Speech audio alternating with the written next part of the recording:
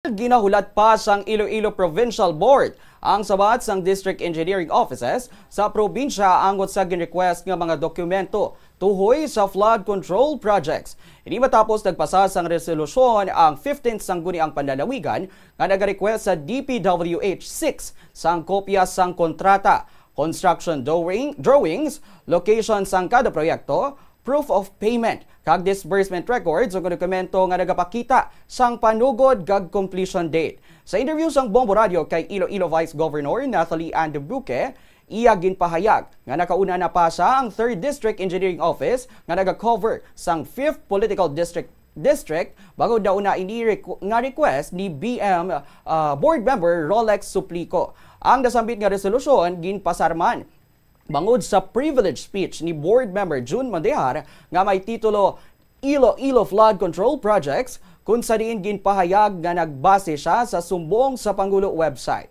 Kung matabo nga wala o kung may ara sang Ghost Flood Control Projects, kinahanglan nga mapalabot ini sa Presidente. Suno pa kay De Buque, bilang presiding officer, kinahanglan na nga i-pressure ang DPWH 6 bangod ginpasar na ini sang 15th sangguniang panlalawigan. Sa subong, hindi pa sila makapatigayon sang investigasyon bangod kay ginahulat pa nga makumpleto ang mga dokumento. As presiding officer, we just want to make sure na kung ano ang proseso nga gibutang ta sa isa ka distrito, amo man ang proseso nga ibutang ta sa pihak ka distrito.